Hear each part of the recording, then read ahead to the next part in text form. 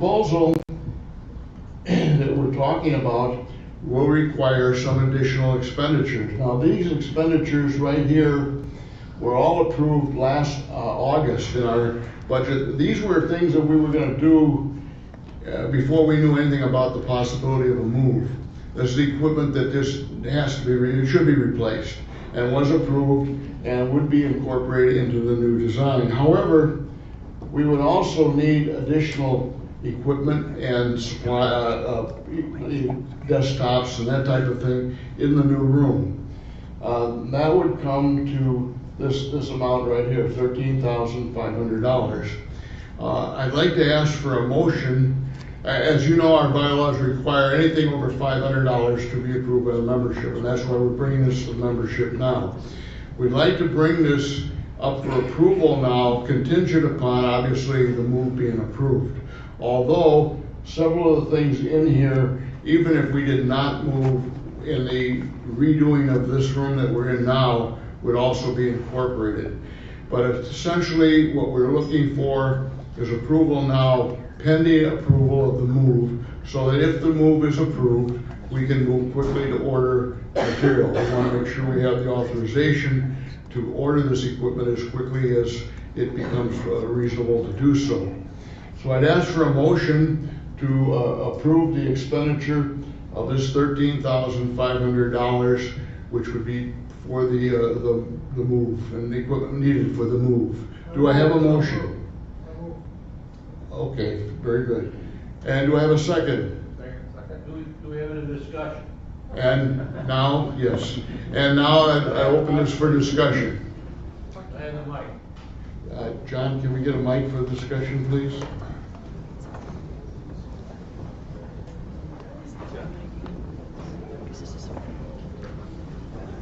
Where am I going? Right there.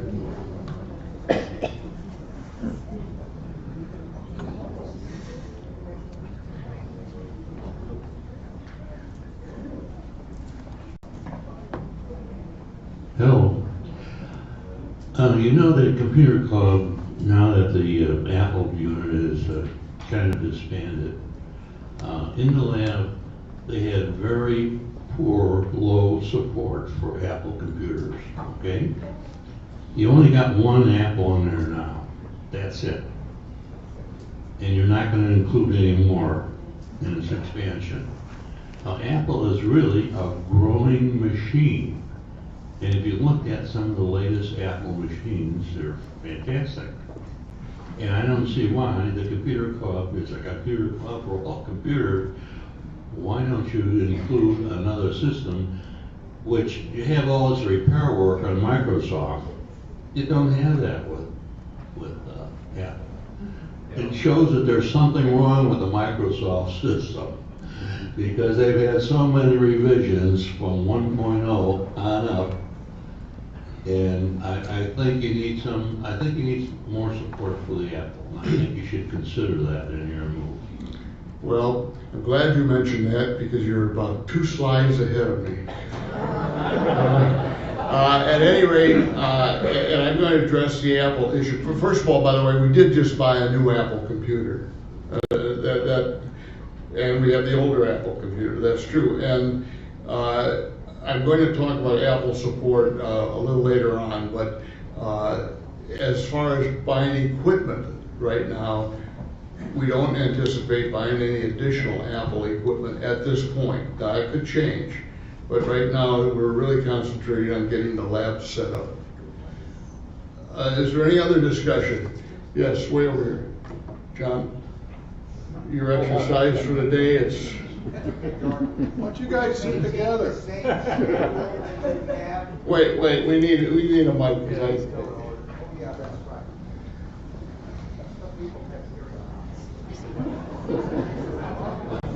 I don't know about anyone else's hearing, but mine's not good enough to pick that up, so.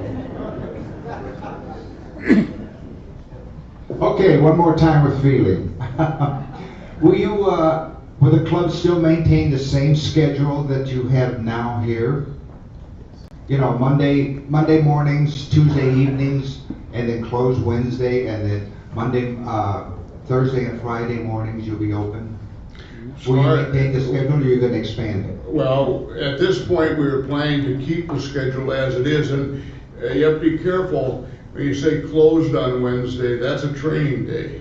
Generally speaking, we have classes. I mean, the lab is, you're right, it's not an open lab session, but there are classes that are done on Wednesday. That whole day is open, and we usually have classes scheduled in there. But at this point, we haven't addressed changing that. That could change. It'd be up in the air. Yes, I just have a question. Which room is the Willow Room? the Willow Room is the one without the kitchen.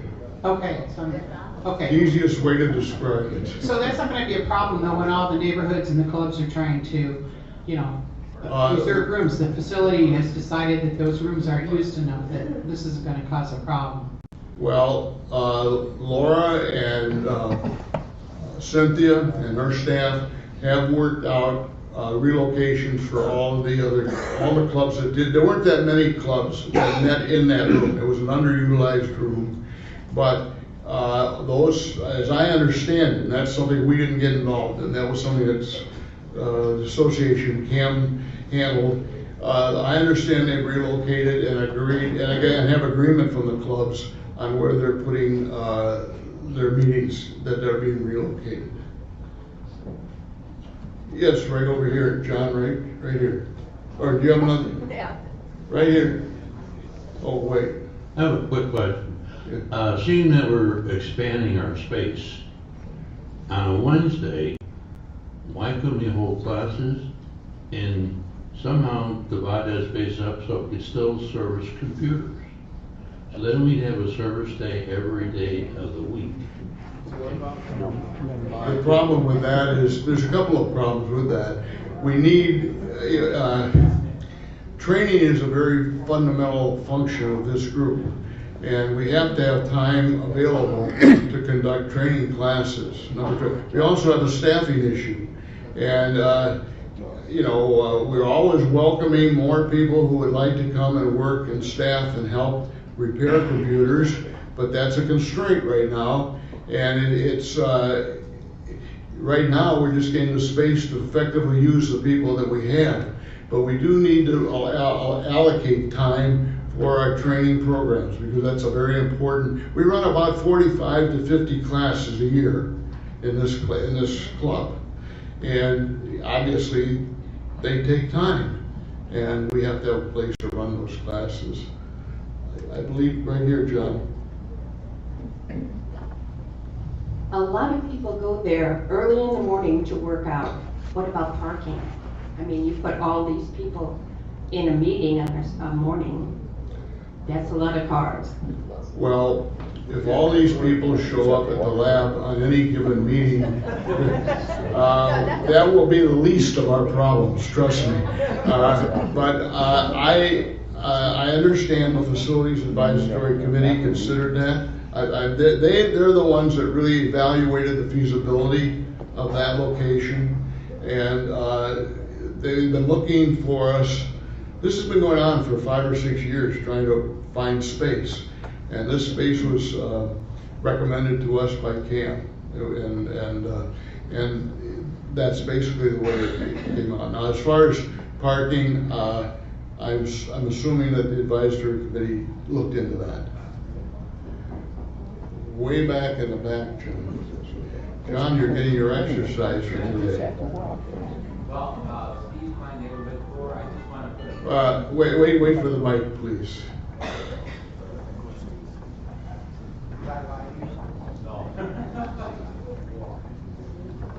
Hi, my name is Steve Klein, neighborhood 4, and I do some volunteer work for the computer club, and I just want to put this plug in that I think the computer club is a great resource for everyone in the community, because not only can you go there to get assistance, but it's an online thing as well. So the benefits for all of us is tremendous. And if there's anyone that has some time, I try and get there on Tuesday nights, and it's hard for me with my schedule to do that, but I'm happy to do it. If there's anyone that's somewhat knowledgeable on computers, and you don't have to be a genius, just pick an area that you're good at and help out on that. you can find some time to volunteer with the club, it's a tremendous thing to do because, you know, the easiest way to really learn something well is to teach it. Thank you. Any other discussion or any other comments? Okay, here seeing none, I'll call for a vote. All those in favor of the motion to expend these funds on the move, please signify by saying aye. Aye. All those opposed? Hearing none, I would say the motion has passed, and I thank you very much. Now, this is what the new lab tentatively would look like. One of the big features here is you'll notice things are segmented. Right now, we have everything all mixed up in between everything else. This design was put together with the idea that these are work areas where we'd be repairing computers. This is the training area. And we'd also have areas over here where like scanning, in other words, we would segregate the scanning, everything away from the training area so that we're not mixing things up back and forth. We'd also have the administration desk, Howie's desk over here, and all of our files, and basically give us more of an office sort of a situation. But it gives us a very nice flow, and it gives us really a much better, it isn't a question just of the, we're basically increasing the square footage by about 50 or 60%. But it isn't just the square footage, it's the design and the utilization ability because of the square, you know, the way the room is oriented that we can do more with it. We also are talking here in the screen. This is a new projection system. We were going to put a new projection system in this lab. As I said, it was approved back in August. One of the problems with any overhead projector, including the one you're looking at now, is that it degrades color. And when we're doing a lot in photography, and we do a lot of classes in photography, when someone is looking at the screen, they're seeing one set of colors. When they're looking at this, at the monitor, they're seeing one set of colors. When they look at the screen, they're not the same. This system is a very short-range projection, and it only stands out from the screen about 2 feet, and it will give us a wide screen. It gives us the ability to project color and in a much clearer, beautiful way, with a lot of clarity. It also allows us, because it has a laser thing built in, that you can go up and write on the screen. Let's describe that. You can write on the screen, and if you want to save that, you can just click a button. It'll either print it or save it to a file, including the background and what you wrote. So it's really a great step up in technology as far as our projection system here. But as you can see, we have much more room and particularly we've expanded the room for laptops because that's becoming more and more of our repair issue. So this is basically what the new lab would look like. So moving on Tuesday morning, the Apple Group meets on Tuesday. And on Tuesday morning I received an email from Gil. I've sent a letter out to this effect. I want to explain the status of it now. I sent a letter out explaining that Gil informed me that he was going to retire from the Apple Group that morning. Gil has been very instrumental in keeping the Apple Group going. And I have to admit that because he wanted to keep the format as a teaching format, and he took that on personally, it's a tremendous burden. And I can attest to that because I was involved in Symposium Club where we put on 2 presentations a month, and it's a lot, okay? So Gil has resigned, and due to the lack of leadership, and Gil was the only leadership, and he had been asking for people to help him and not been getting response, we decided to suspend the Apple meetings until we could resolve this issue. Key to success in any special interest group, anyone, is the leadership. You have to have people that take ownership and leadership and run with that to make it work. And this has been going on, the leadership issue in the Apple Club has been going on for a couple of years. There's been a great deal of reluctance of people in the club itself to step forward and help out. We asked for members from the club, our club, the whole club, to volunteer to help with this. And we're very encouraged. We've gotten a number of people who have stepped forward to that, to the letter that I sent out, saying that they would be willing to help out in the Apple Club, so Apple Group. So what we're going to do, I'm going to wait about a week to see if we have some more people who would volunteer to help out with this. And then we'll get together a meeting of those people who have volunteered to lead the Apple Group. And it's up to them to structure how that group will operate going forward. As I say, Gil's position was that we have, in effect, classes twice a month. That doesn't necessarily have to happen. It could be situated, if the group would like, to be a self-help group where everybody helps out, a users group more than an educational or formal educational program. Maybe it's a formal educational program once a month. I don't know. That's up to the group to decide. But at this point, the Apple Group is suspended until we can get a group together to take leadership, decide the direction they want. I've not canceled any rooms, so we're still locked in as far as our rooms are concerned. But in the next week or two, we have to come to some decisions, because if it's not going to function, we will have to release those rooms. That's only fair to CAM, so that they can allocate those rooms to someone else. So I ask anyone here who is interested in helping out in the Apple Group, and you don't have to be a technical genius to do this. In fact, one of the biggest needs we have are people familiar with the iPads and the iPhones, and not necessarily Mac computers, to help out people, because these devices are becoming more and more popular.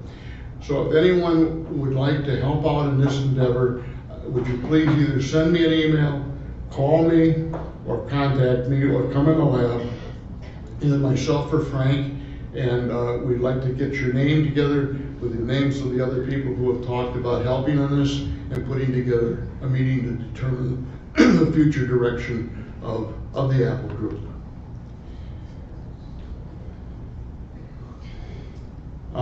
Many of you have renewed membership. The best deal in town is the $5 renewal.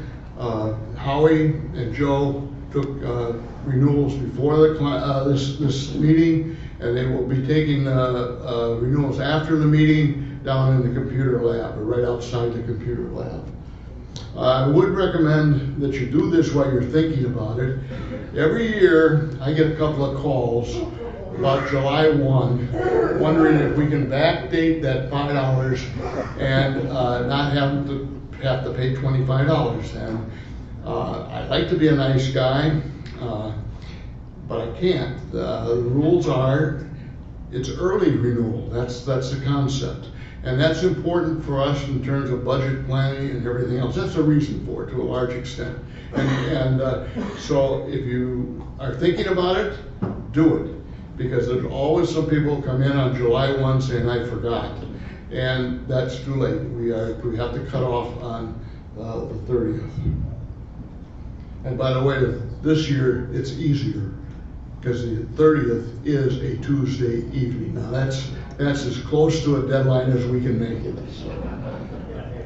Okay, club newsletter, please, if you have comments, articles, issues, things of that nature, please contact Jim Nelson with those for our newsletter. The newsletter has been very well accepted, and we want to continue making it a quality product. Community matters. The board of directors meeting, as I mentioned, will be April 29. That's a quarterly meeting. Also, Easter hours being tomorrow. Meadowview is closed, and the Prairie Lodge service desk is closed, but the fitness and the pool are open. Community census. You will be getting more information on this, and I know it keeps harping on this, but it's very important to ingrain in everybody's mind.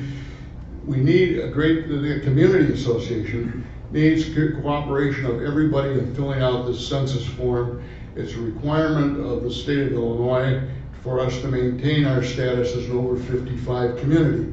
If we do not have the census and we do not meet, which I'm sure we will meet if we get the census straightened out, if we don't meet the requirements for an over 55 community, this community becomes an open community. Anyone can move in. It changes the total complexion of what we all bought into when we purchased our homes here. So this is very important. Spring cleaning time. This is something we all avoid, but we're getting a little help. On Saturday the 25th, the Village of Huntley is having an extensive program. I think you can get rid of just about anything that you can think of in this program. You just have to go to different places to do it. And if you look on their website, it'll give you the exact details. But they also have, and so does CAM, and we'll talk about that, a shredding program for destroying documents. This is a important thing. We've all got a bunch of documents we've accumulated now, and as a computer club, we should be moving toward electronic documents, but we don't really do that. And so we all have a lot of documents. This you could also look at as the Home Shredder Preservation Act, because when you start shredding things at home, you will burn out your shredder. And this is a way around that. So April 25th, but also on April 21st, CAM is going to provide a similar service here. So it gives you two opportunities to clean out all that old paper, get rid of it safely, securely, and you won't have to worry about it again. Pajama Game. Theater company is coming up with their spring play. Tickets will be on sale Monday, I believe, April 6th, different times. This information is in Lifestyle. They always have an enjoyable evening for that. And with that, I'd like to introduce Bill Zaletti, who's going to talk about what's happening in Google. Bill, do you want this?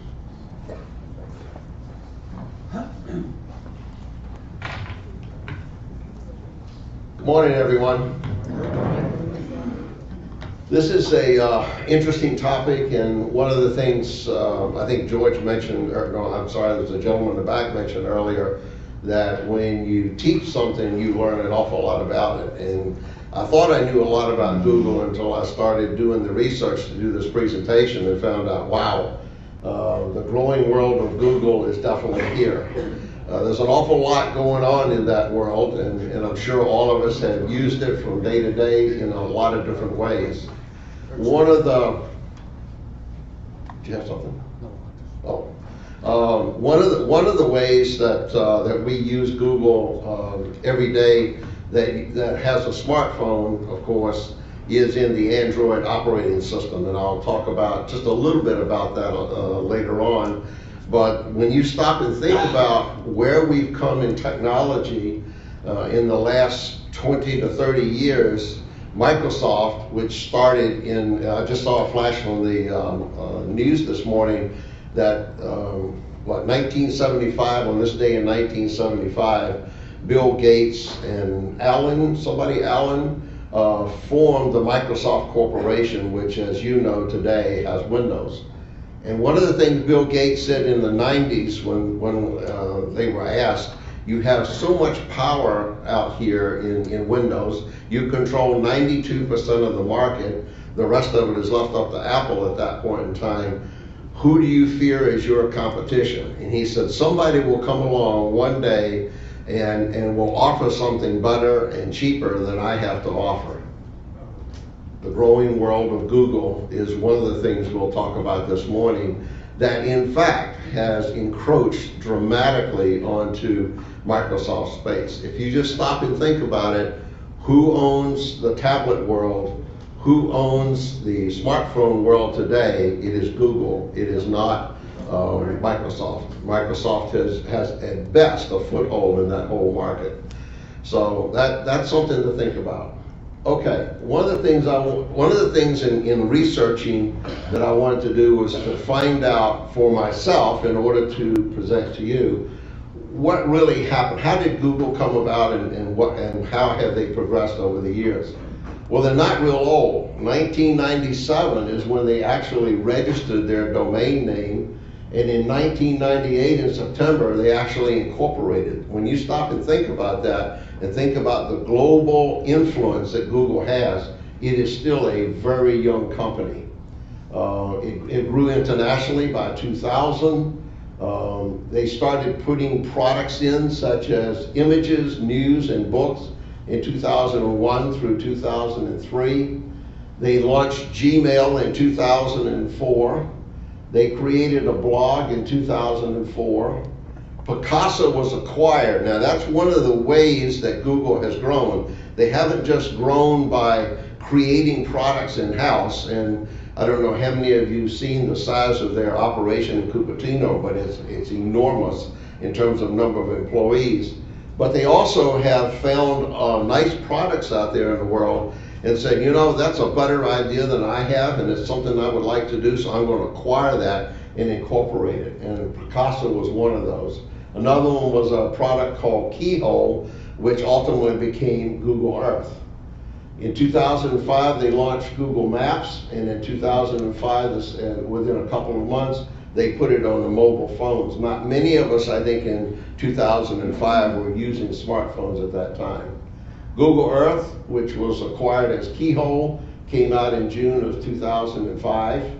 And then you can see Google Talk, Gmail for mobile, and finance came out in a couple of years later.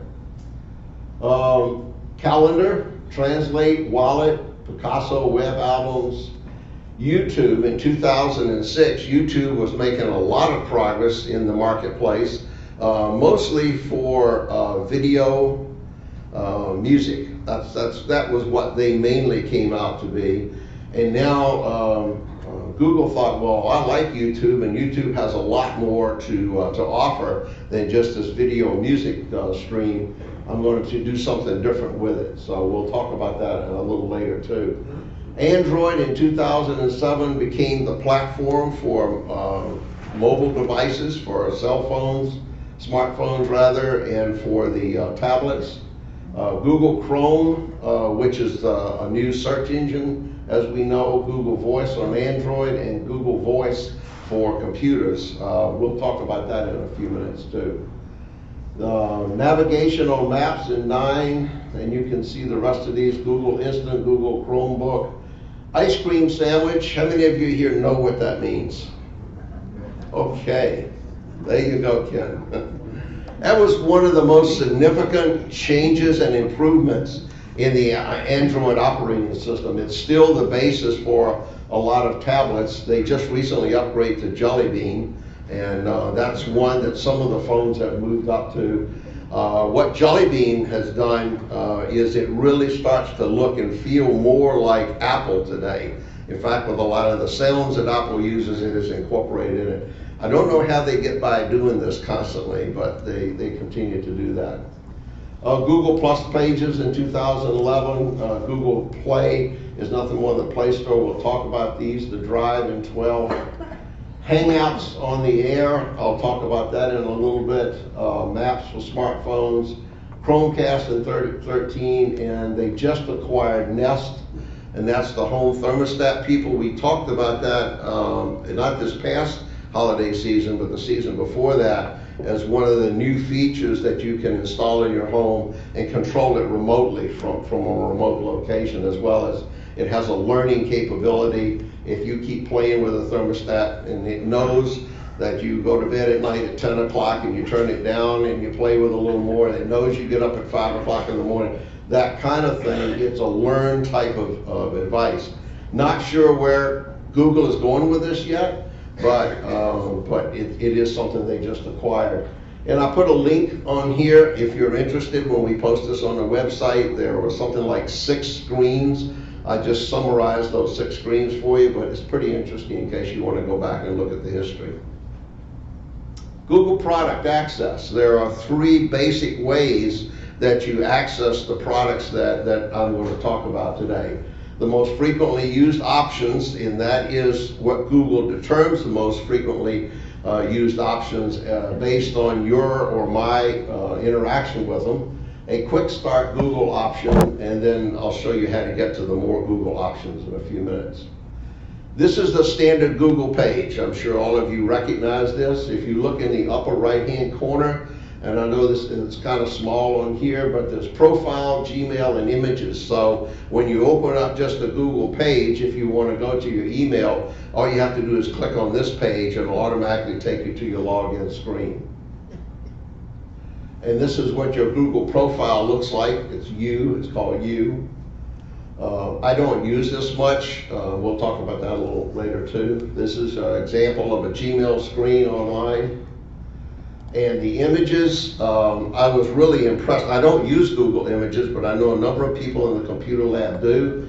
I just searched for examples for computers of images, and this is just one page of many pages that came up, but just to show you Google Images. If you want, you search by subject or title, and all these images are free for you to use and download and put into your presentations or whatever you were making with it. Excuse me. The next option is to go to those little dots at the upper right-hand corner. It's the growing world of Google behind those dots, and if you see them where I pointed to. And this, of course, is also your basic Google search screen. When you first pull down the dots, this is the first one that you get to. You can see the different subjects on it. This is the Google Plus again that we talked about. This is YouTube, and now this is what YouTube looks like. It sorts videos which are selected by category and on screen. One of the keys, if you haven't used it in YouTube, how many of you use YouTube for how to fix something? Good. For those of you that didn't raise your hand, it's a tremendous tool on how to, I don't know if there's a subject out there that there isn't a YouTube article on. Every time I search on it, it gives me something. I was trying to figure out how to do something on my smartphone one day, and I just searched on the topic of that specific item on my cell phone, and it was an 8-minute video on how to go through all the different screens and to accomplish what I wanted to accomplish. So if you're not using that, YouTube is one of the great tools out there. Google Maps. Over the years, this has been enhanced substantially. In the upper left-hand corner, search for directions. Obviously, it'll tell you how to get from one point to the other, tells you the distance, gives you suggested routes. Almost always, it gives you 3 routes. You can click on those different routes or routes, however you want to call it. And then it'll tell you the difference in times, or you can click and drag to change a route if you don't like the direction it's leading you, and it'll tell you how long or give you the step-by-step directions based on the way you have dragged that thing. On the lower left-hand corner, you see a little box. That little box is the next one, and it's called, it's a map or a video view from a satellite of what you see or where you're going. This is Prairie Lodge. This is where you're sitting right now in Prairie Lodge. Let's see. I think I can get this. Oh, you gave me the other one, didn't you? This is where you're sitting basically in Prairie Lodge right now. And the advantage to this, I don't know if any of you have ever used this before, but recently my wife and I had to go to a wedding in a place northwest of here near the Wisconsin border, and I had not been there before. We certainly have the navigation system that could take us there, but I wanted to see, well, what does it look like before I got there? I was able to take this Google Earth view and actually see the parking lot. I could see where we were going to park. I could get right down to and look at the face of the building. So when I was driving up to it, I go, yep, that's exactly where I want to go. And then I could drive right to it and turn left and go right into the parking lot. So it has some really great applications if you want to use them. Google Storefront is just a way for you to buy things. It's just another storefront, not unlike Amazon. They certainly have a lot of different merchandise you can buy.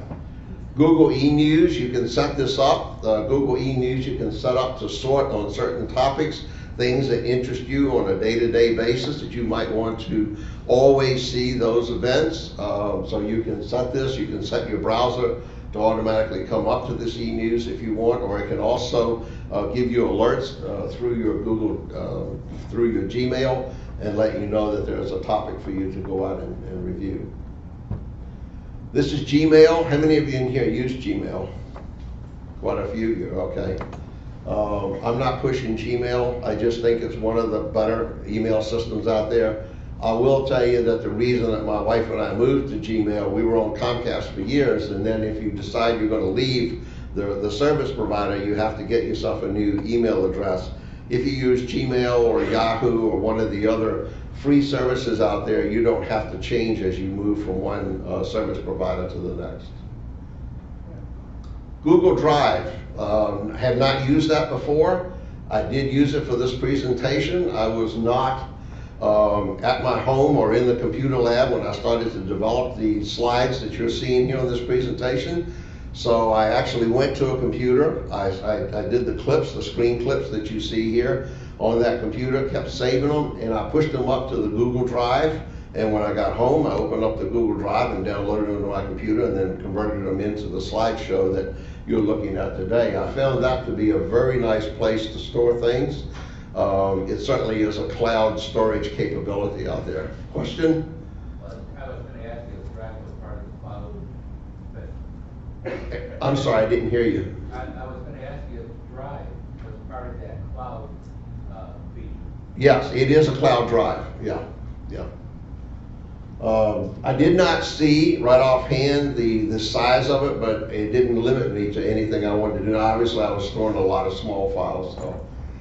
But it's Google's answer to cloud storage. It's an uploading and downloading. The one limitation I did see on it, and I searched for it and couldn't find it, was what's known as syncing. Now, I'm using OneDrive with Microsoft, which is a cloud storage as well. And all of the devices that I use with that, my cell phone, my tablet, and my computer, it syncs to it. So if I put something on my computer, it automatically syncs to the cloud. So when I go to my phone and pull that application up, boom, it's there on my phone through the cloud. So that's one thing that I did not find in the Google Drive. It means you have to push the files up and you have to pull the files down. But it's still a cloud storage capability that you can use and retrieve files from. Google Calendar. Google Calendar is getting more and more popular. It's also more powerful. We use it in the lab, don't we? Isn't that what we use in the lab? We use Google Calendar in the lab to display all of our calendar events, particularly for all the training events and what have you. And you can, when you post something on a calendar, you can do an invite just like you were able to do with Microsoft. You can actually send an invite directly from the calendar so other people can post it automatically on their calendar. The next screen that you'll see when you're in that is you click down and it says more options. Now you'll get these little icons up. The first one is, I'm on Translate. Anybody in here used Translate before? A few of you? Okay. I just translated this. All you do is type in where's the hotel. On the right hand side I selected Spanish and it told me, this is how you would ask for a hotel in Spanish. In the mobile world, when you use Google Translate on a mobile device, the voice capabilities are used. So you can talk to the phone and say, where's the hotel? And then present the phone to someone you're asking and it'll convert it and send it back to them or speak it to them in Spanish. They can speak back to you in Spanish, convert it back to English. A friend of mine went over to Germany a year or so ago and found that to be very, very helpful. Might find it here in America sometime too. Books for computer training. This is the book world, and John Sterling wanted me to let you know, and I put it at the top up here. I just searched for books for computer training just to see what it would bring up. And note up there's 650,000 choices just for that one selection alone. I think they say that there's close to 20 million books out there online right now. A number of these books are no longer available in paper publish. So you can go and pull these down and have them at your disposal. You said, John, you were using them for genealogy research? So there's quite a bit of information out there in the Google book world for several different categories. Google Wallet, you probably all know about iPay or have heard of iPay when Apple introduced the iPhone 6. Google Wallet has been around for a while. I didn't even know that I had it until I pulled this screen up and found out that I've been buying I buy Norton for my mobile devices for the last 2 years, and apparently I've been using Google Wallet to do that through my tablet. So sometimes you use things you don't even realize you have. Excuse me, shopping on Google, the storefront, we talked about that a little bit before. Just going out and finding different merchandise, and you can sort it by any category. Obviously, I sorted by electronics or computers, and this is what it brought up for me. Blog. Anybody in here use blogs? I'm not a blog user either, but this is one thing that they do have available if you want to use them. There are a lot of people out there that use Google Plus. Google Plus, of course, is what I showed you earlier. It's a profile. If you're a Google user, you're automatically a Google Plus user if you set up a Gmail account. But it allows you to blog on different subjects with a lot of different people. I have not tried this, but if you're interested, it's available to you. Stocks under Google Finance. Now, this is an interesting one. I set up Stock Pick on my mobile phone, and when I logged in, this is one of the insidious things about Google, by the way. When I logged in, and I don't have this screen up here for obvious purposes, but when I actually logged into my account and went to Google Finance, the stock picks that I had chosen showed up on that right screen where I said you can build personal profile. So you can build that personal profile anywhere, and then when you go to Google Finance, it'll automatically pull those stock picks up.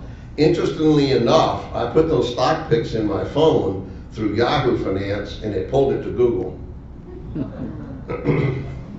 Everything talks to everything else in the world today. This is one of the neat things about Picasa. Photos. I took some photos when we were on the road, my wife and I, back in 2009. We were in South Dakota and Colorado, and I wanted to share them with some of the family members here in this area, and I merely posted, this is just 3 of them, and then they're able to pull them up. I shared them with them. It's in a public file. I send them an email and with a link, and it automatically allows them to see the photos I posted. Excuse me a minute. Give me water.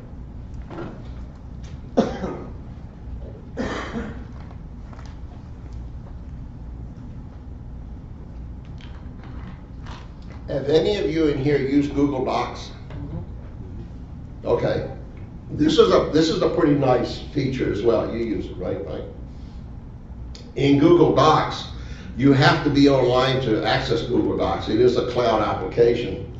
But when you use Google Docs, you store them back up to Google Docs, and again, you can share those with people. So they have all the major processing Word, Microsoft Word type documents, spreadsheets, slides like PowerPoint slides, and forms, different forms that are available out there to you. But it's free. That's one of the nice things about it. It's free, and they do have some forms that are quite nice if you want to pull those down and fill them in. Now, if you want to go further into the Google app world, you go into what it says up here, even more Google apps. And now they're sorted by tools. You know, the screens will start to come up. What I'm showing you is, I just clicked the particular subject up with the web tools. Help outs, it provides you, and I think this one is going away, by the way, sometime soon, but it provides basic instructions in a number of categories that you see on the screen there. Mobile apps for phones, mobile, search on mobile, and maps for mobile.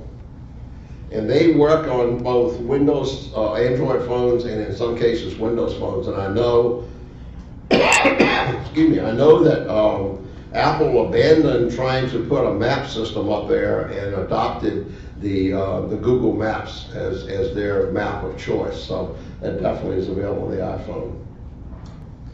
Business-oriented applications, it doesn't apply to most of us. It's if you're in business, these are applications you might use. You certainly are welcome to use them, but they're more focused for businesses. Media applications, YouTube, I talked about that already. Also books, we talked about that, and Picasa. And of course, most of you know that we spend a lot of time in the lab training on Picasa, which is quite a nice tool for managing and editing photos. Applications to find directions, Google Earth, and I had not heard of this Panoramio. I don't know if any of you have used this or heard of it. I went in and did some work on that. You said, yeah, you have. And they've got quite a few very interesting photographs. They post photographs by location. So if you're thinking about going to a country, and I'll just pick Greece for a moment. I went to Greece on the map, and then you can see all the little dots, and you just click on a city like Athens and bring it up, and it'll have all the photographs that someone has taken and posted on here or sent to Google. Actually, these you can't post them, you send them to Google for recommendations, and they select the apps that they best feel best represent what you're trying to do. And I thought that was pretty interesting. So if you're interested in traveling, and whether you want to travel itself or you just want to go and look at these country events, I think it's pretty neat. Specialized searching, they took, if you remember in the old search screen, there used to be a thing called advanced search. There used to be a box under there called advanced search, and you click on that and it would take you into it. Now they've moved that over to what's known as custom search. It is a commercial application, most are used in commercial, but you can also use it for advanced searching capabilities. We actually use that custom search feature in our website. It so works with your membership. We've gotten it to work somewhat, but not as extensively as we like, but that's the intent of it. It's an application that you can put into a website that you built to allow people to search on items in that website. Scholar is designed for education and learning, and Trends is a specialized searching on past events. That's pretty neat if you want to get in and search some of those to see what happened.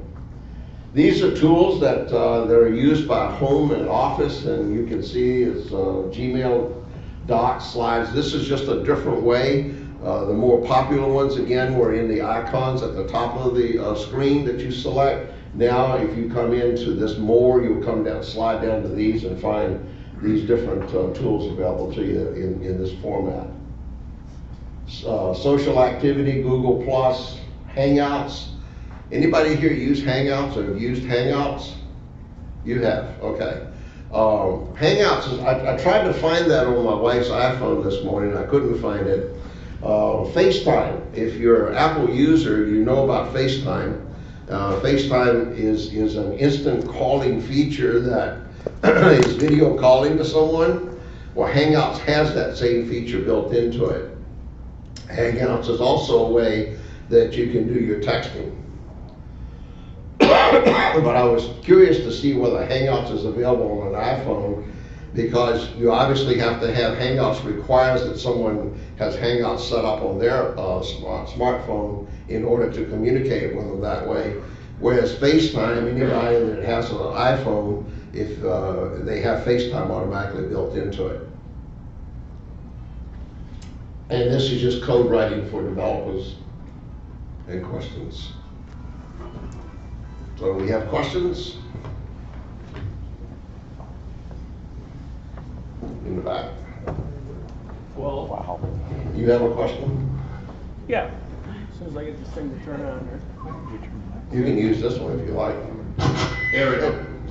I was going to say, on a few things that I have done for my neighborhood, and I've used couple of those products that he talked about. One of them was the phone.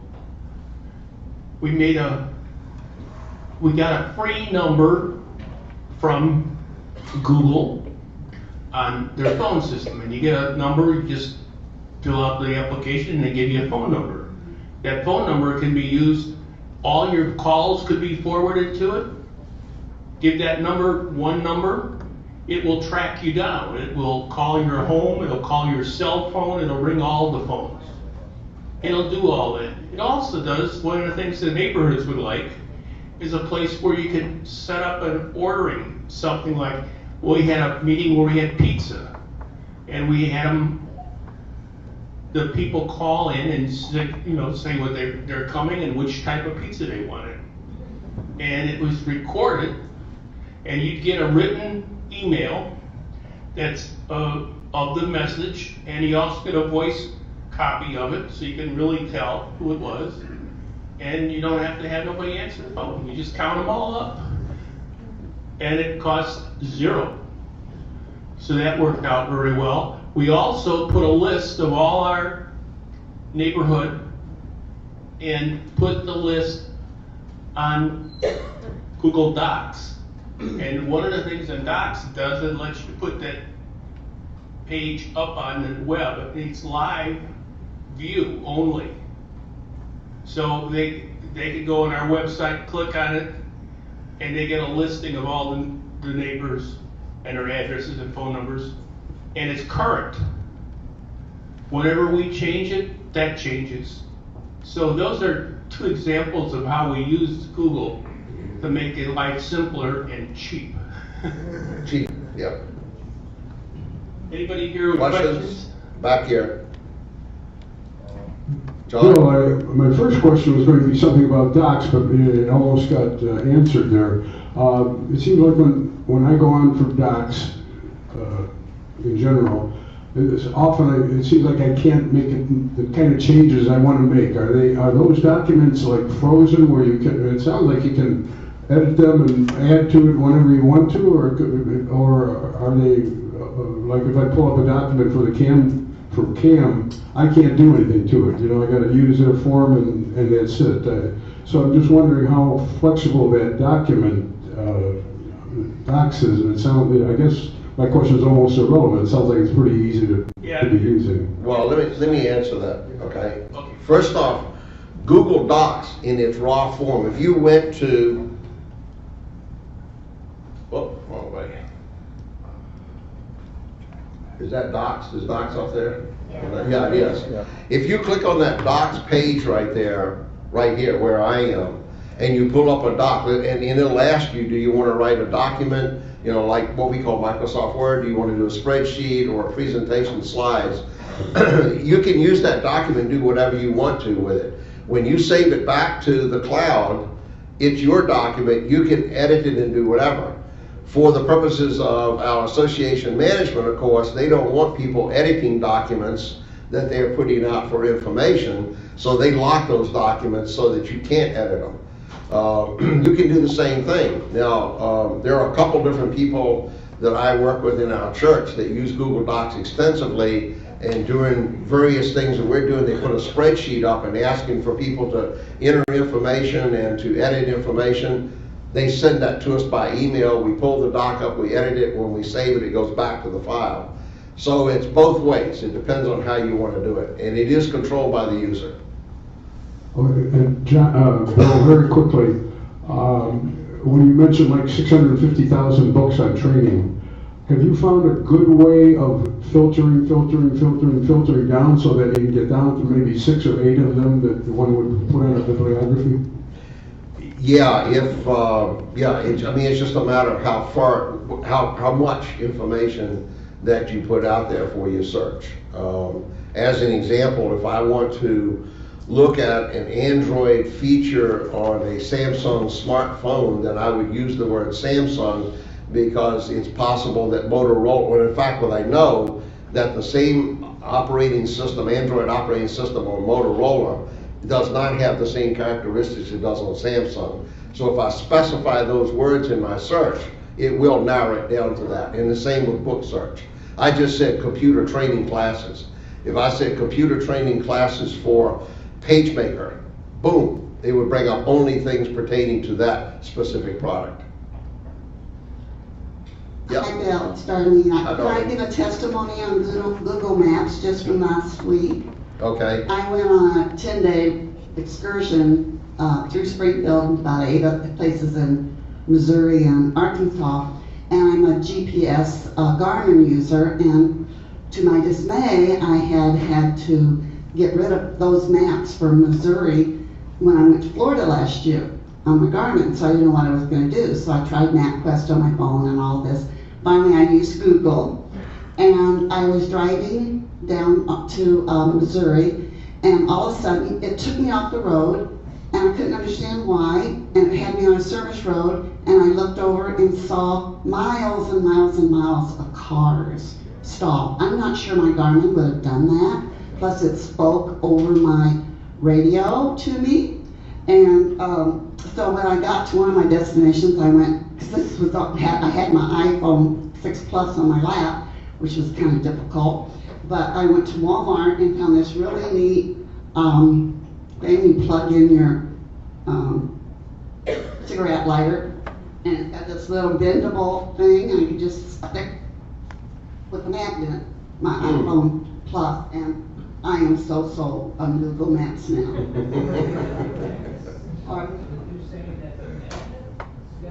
Question for you, Bill. Regarding the Google calling, Okay. can you do a call tree of sorts on Google calling? I'm thinking it would be really great for block captains and that sort of thing in the event of an emergency such as tornado season coming and you want to put out an alert to the neighborhood. You have to talk to Frank. I don't use Google Calling, and I didn't research Google Calling for this presentation. I don't think so. Yeah. It'll call you or all your phones.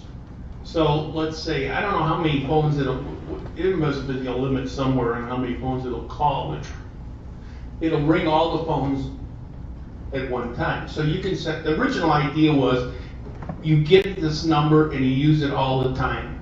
It's your public number. They call that number, and no matter where you are, you can say, you can set up a menu that says certain hours of the day use this number, like work number. And then rest of the time, drive times, use the cell phone number, or you say use them all. And they'll call them all, and whoever answers first gets it. It's a character. Now, some phone systems, though, AT&T out here, sometimes gives you a problem on connecting to that number. So I don't know what that is all about. It was AT&T landlines were having trouble with our number that I talked about a few minutes ago. Yeah. I can see a complication that perhaps does not exist. Say someone calls you a public number, you're in your car with your cell phone, and at home the phone rings too. So your wife picks it up. Does that preclude you from picking up the cell phone? No, whoever picks it up first answers it. So in other words, if someone wants to reach you, they're going to have a problem. Yeah. Thank you. Yeah, they're working on a new theory that I do. everybody has a phone number. Yeah, Bill, one thing that's important on that Scholar search, Yes. what that Scholar search has is all the PhD papers and what have you that you can't get anywhere else. And so if you're doing any kind of research on any subject, you're getting a lot of stuff that's not published as books, but it's published as papers, and it's an amazing resource for information. Yeah, that would be especially useful for students who are trying to research and develop a paper on a unique subject for a dissertation or what have you. One of the interesting ones is the patent searches too. You can Yes. look under and see the details of the patent search. Not only is the patent issued to this company, but it shows all the documents they filed too. Yep. Other questions? I covered these topics, in our presentations. We cover these topics as an opportunity to introduce you to a lot of different subjects. Anytime that you have questions about anything that we do on a Saturday morning presentation, come into the lab and spend more time on a specific topic that interests you. The phone, if that's something that interests you, or research on these educational topics, what have you, we'll be happy to go into a lot more detail. Thank you very much.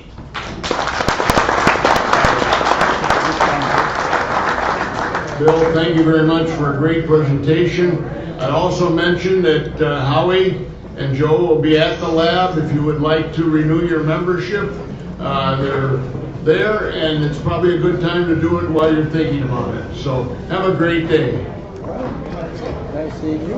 My name's Nick. Nick. Hope to see you one day.